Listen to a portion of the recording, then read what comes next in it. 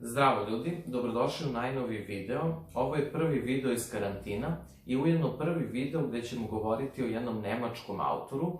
Znam da je to čudno, uzimajući u obzir da sam završio germanistiku i da sam do sada snimio dosta videa, a nijedan nije bio posvećen nekom nemačkom autoru, tako da je ovo na neki način dvostruka premijera, prvo snimanje iz karantina i prvo snimanje o nekom nemačkom autoru.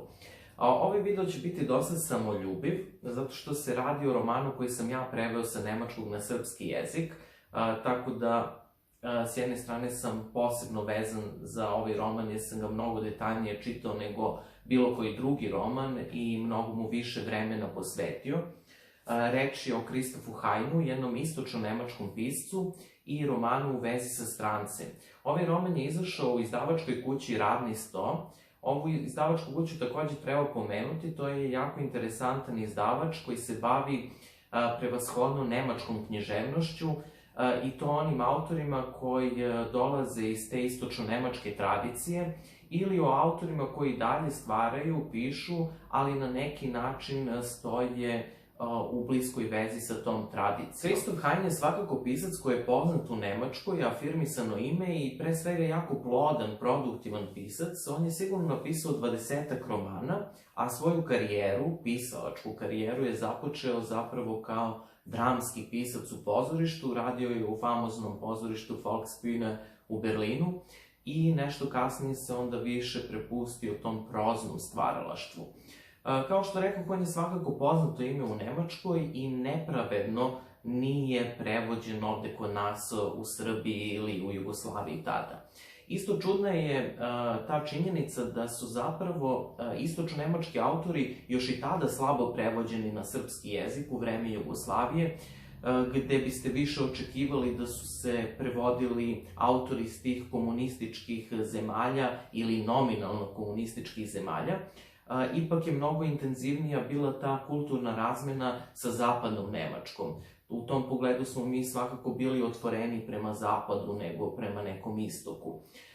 Svakako, ovaj roman, još kada je izašao 80. godina, preveden je na više od 20 jezika, a na srpski tek sada, krajem 2019. godine.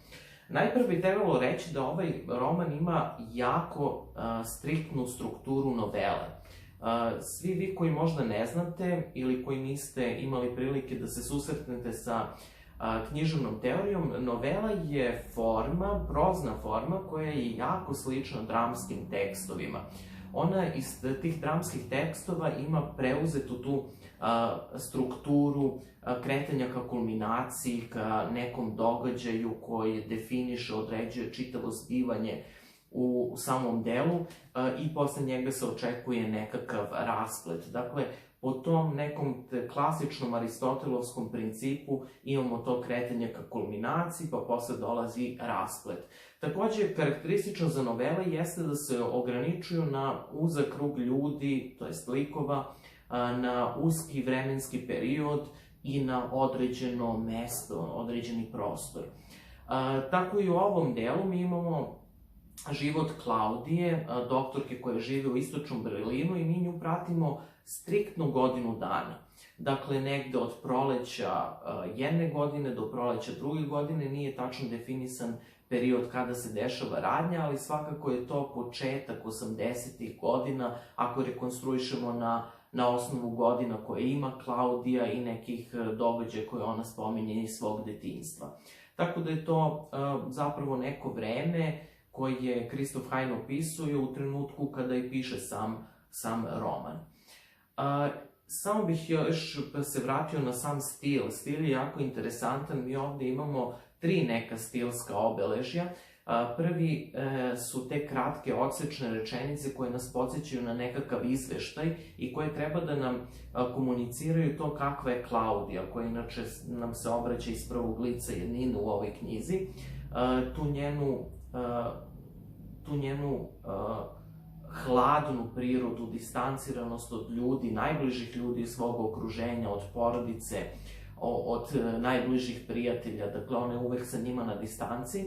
Onda drugi stilski sloj jesu te jake poetske slike koje se uglavnom javljaju u jednoj deonici u svakoj glavi, gde se onako jako zgusne tekst u toj svojoj estetskoj jačini i gde ona reflektuje na filozofskom nivou o fenomenima u svom okruženju ili o sopstvenoj prirodi i to su onda jako lepi delovi za čitanje.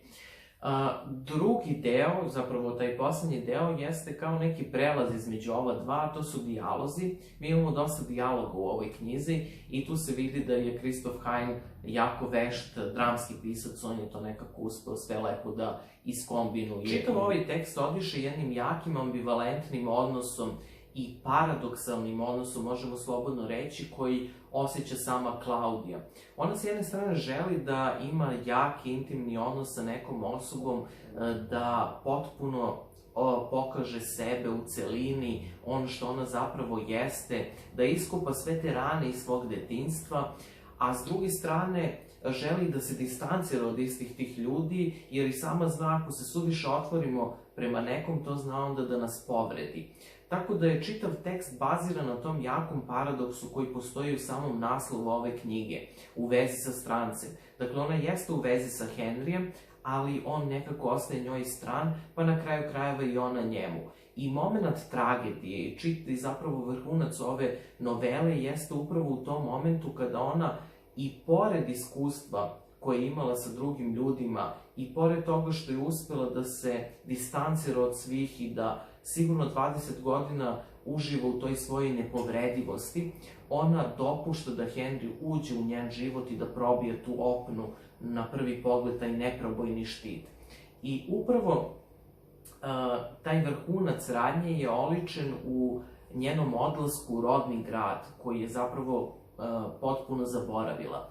I mi tek u toj nekoj 9. glavi koja predstavlja vrhunac ove novele otkrivamo šta je to prouzrokovalo da Klaudija bude takva kakva je. Dakle, gde su ti koreni iz njenog detinjstva koji su zapravo učinili da ona bude tako hladna, odbojna prema svima. Dakle, to Henryu polazi za rukom, ali ponovo to je ograničeno samo na godinu dana i kada Henry nestane iz njenog života, ona se ponovo vraća toj uigranoj rutini. Tako da je to jako interesantan moment, još i na početku, znači ne samo naslovi, na početku imamo opis njenog sna, koji nam služi kao prolog za knjigu. On na prvi pogled nema nikakve veze sa onima konkretnim što se dešava u knjizi, ali ako pažljivo posle čitate, vidjet ćete da svaki motiv, svaka slika iz ovog sna je razvijena i predstavljena u nekoj sceni kasnije dok čitate. Ono što je takođe u službi potenciranja ovog kontrasta u njihovim prirodama jeste i njihov hobi. Klaudija, na primjer, voli da fotografiše i ona isključivo fotografiše krajolike, prirodu, šumu ili napuštene objekte gde se može videti kako priroda ipak nadvlađuje civilizaciju, kako je njena poslednja reč. Ona posebno voli te neke napuštena industrijska postrojenja gde odlazi i slika. S druge strane, Henry je arhitekta koji se bavi projektovanjem ovih nuklearnih elektrana i on pre svega voli automobile, njegov hobi je brza vožnja i to je ono gde se oni mimoilaze. Ona čak u jednom trenutku kaže da je Henry čovek grada, njemu priroda ne znači ništa, onda u suprotnom znači da je Klaudija žena prirode, da njoj je priroda sve i tu se oni mimoilaze onako drastično. Jako interesantna je jedna scena gde ona odlazi u neku napuštenu fabriku i gde fotografiše kolica za bebe bez točkića. I to nam onako simbolički najavljuje ono što će se desiti za možda 50-ak strana gde onda ona govori o svojim abortusima. Tako da je ovaj tekst prepun tako nekih lepih slika koje nam suptilno najavljuju šta će se desiti kasnije, tako da treba oprezno čitati ovaj tekst. Treba još reći da Christoph Hein u ovoj knjizi ume i na decentan način da se bavi istorijskim i političkim pitanjima. Postoje određeni istorijski događaji koji indirektno dolaze do reči, zapravo opisuju se u ovoj knjizi, pogotovo u onoj glavi kada ona odlazi u svoje rodno mesto i seća se svih tih događaja i ima na njih pogled devojčice. Dakle, to je to sredstvo kojim se on distancira malo od tih svih događaja. Dakle, ovo nije istorijski roman, ja to uvek kažem, ali svakako na obrisu ove lične priče mi vidimo i okvir u kome je živela zapravo Klaudija i vidimo kakva je ta država bila, ta istočna Nemačka. Ono što se opisuje kao dramatičan moment iz njenog detinjstva jeste to kada su sovjetski tenkovi ušli čak i u njen mali grad i gde je povod za to su bile zapravo demonstracije 53. godine koje su u proleće bile dosta jake u Nemačkoj, koje su naravno bile ugušene, gde su ljudi tražili više slobode, demokratskije društvo i tako dalje. I ono što ona opisuje jeste da se u tom njenom mestu, u tom gradu, spomenik ratnika, koji je zapravo nacistički spomenik, koji nije bio potpuno uklonjen, nego je samo bio zamaskiran nekom drvenom konstrukcijom. Kako je neka grupa ljudi razlupala taj spomenik i oni su po prvi put kao deca videli taj nacistički spomenik posvećen ratniku. Gde nam isto onako indirektno Christoph Hein govori kako zapravo se Nemci nisu suočili sa svojom prošlošću, oni su je samo nekako gurnuli pod tepih. Da zapravo te teme nisu do kraja analizirane i nije se raščistilo nekako sa njima. Druga stvar koja se takođe tematizuje u ovom delu jesu ta masovna bekstva ljudi iz istočne Nemačke u zapadnu Nemačku i to se još i tematizovalo u književnosti istočne Nemačke, ali svakako ne u onim ranijim epohama istočne Nemačke, već tako, krajem 70-ih, 80-ih godina, kada se ta država i bližila svome kraju. Tako da Christoph Hein i o tome govori ovde. Ili ono što je meni bilo jako interesantno, što i dan danas postoji u tom nemačkom diskursu, a to je to nepodoštavanje zapadnih Nemaca prema istočnim Nemcima.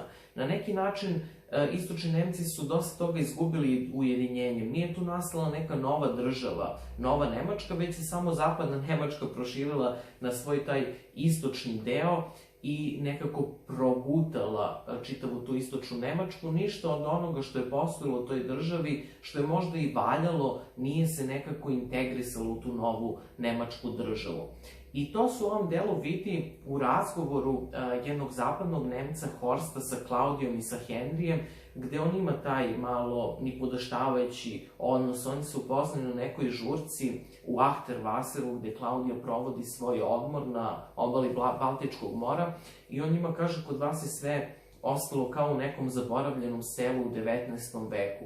Kod vas je sve kao u romanu Adalberta Stiftera, koji inače pisac iz 19. veka koji se bavio tako distanciranjem od političkih tema i bavljenjem samim sobom i nekim idiličnim životom na selu. Tako da tu ima dosta tih nekih društveno-istorijskih slojeva u ovoj knjizi. Na kraju bih još hteo da napomenem nešto što nema veze direktno sa ovom knjigom, ali ima veze sa samim Christophom Heinom. Sigurno ste čuli i verujem da ste i gledali film Život drugih, jako popularan nemački film režisera von Donnersmarcka, koji upravo tematizuje život jednog intelektualca u istočnoj Nemačkoj i gde se pokazuje kako je taj represivni politički sistem špionirao svoje građane i u krajnjoj liniji bio neprijateljski raspoložen prema njima. Taj režiser von Donnersmarck je, pre nego što je radio na filmu, došao u istočni Berlin, zapravo u trenutku kada se zemlja već ujedinila, to je bio Berlin, i ciljano tražio nekog autora koji je živeo u to vreme i koji je imao neprijatne iskustva sa vlastima. I tako došao, preko nekih kontakata, došao do Christopha Heina. Christoph Hein je bio raspoložen da mu se ponudi, da mu izađe u susret i tako su oni proveli neko vreme gde mu je Christoph Hein govorio o sopstvenom iskustvu. Onda je von Donnersmarck otišao, radio na filmu i posle nekoliko meseci Christoph Hein je dobio pozivnicu za premijeru. Na početku filmu, u tom foršpanu, u špici, bilo je navedeno i njegovo ime, gde je pisalo da je film zapravo inspirisan životom Christopha Heina. Međutim, nakon tog filma, Christoph Hein je tražio da se skine njegovo ime i da se skine ta posveta, jer taj film nije imao nikakve veze sa njegovim životom, kao što je on rekao, i da je jako neprofesionalno pristupio istorijskim dekadama koje su postojale u istočnoj Nemačkoj. Ono što je zapravo hteo da kaže da nije ista bila situacija na početku postojanja DDR-a, dakle u nekim 50. pa i 60. godinama, i onda na kraju tog DDR-a ili istočne Nemačke 80. godina, da je on to nekako sve zbrda zdola strpao u taj film i zapravo hteo je da predstavi samo neki represivni sistem koji je neprijateljski rastrojen prema pojedincima i koji bi trebalo da odgovara toj zapadnoevropskoj ili zapadno-nemačkoj predrasudi koja je već postojala u istočnoj Nemačkoj. Tako da je to jedna interesantna stvar koja se vezuje takođe za biografiju Kristofa Hajna. Nije naravno bitna za samo delo, ali eto, možete negde da ga tako istorijski kategorišete i da ga spojite sa nekim kontekstom. U suštini, ja ću sledeći put govoriti onda o Filipu Rotu, verovatno, takođe dok traje karantin, a sada vas ostavljam sa citatom iz ove knjige dok posmatrate puste ulice Bežanijske kose dok traje policijski čas. Pozdrav! Potiskivanja su rezultat odbrane, samo odbrane od neke opasnosti. Trebalo bi da pomognu organizmu da egzistira. Živo biće pokušava da opstane tako što ne opaža različite stvari koje bi ga mogle ubiti. To je lekovit, prirodan mehanizam. Čemu iskopavanje tih leševa sa kojima se svakako ne može živeti? Na kraju krajeva, čitava civilizacija je jedno veliko potiskivanje. Suživot ljudi mogao se jedino ostvariti tako što su se određene osjećanja i nagoni potiskivali. Tek čovečanstvo, kojem je u njegovoj celovitosti potreban psihijatar ili bi mu šta više bio potreban, bilo je sposobno da živi u zajednici. To potiskivanje je iznedrilo ono što nazivamo civilizovanim čovekom. Suživot individua očigledno zahteva određene rešetke u istim tim individuama. Mračne kazamate naših duša u koje zaključavamo ono što ugrožava tanku opnu našeg postojanja. Svakodnevno potiskujem bujicu događaja i osjećanja koje me ponižavaju i povređuju. Bez tih potiskivanja ne bih bila sposobna ujutru da ustanem iz kreveta. Rešetke koje nas odvajaju od haosa. Maleni procep iz kojeg na našoj nežnoj koži prokulja krv. Većini ljudi pozli samo pri pogledu na otvoreno srce koje kuca. Običan šuplji mišić koji radi posve mehanički izaziva da posmatrač ostane bez daha, da se preznojava, povraća, pada u nesvest. Isti taj mali grumen krvi i mesa koji je do malo pre diskretno sakriven ispod površine ljudskog izgleda, prekriven uglađenim slojevima sala i epidermom koji sve ublažuje, zauzimao tako visoko vrednovan položaj u našoj svesti i bio podesan da predstavlja prizmu naših najlepših osjećanja. Kako li će nas tek prestraviti obelodanjeni talozi sa dna naše egzistencije? Čemu kopanje onoga što nas opterećuje, što nam preti i čini nas bespomoćnim?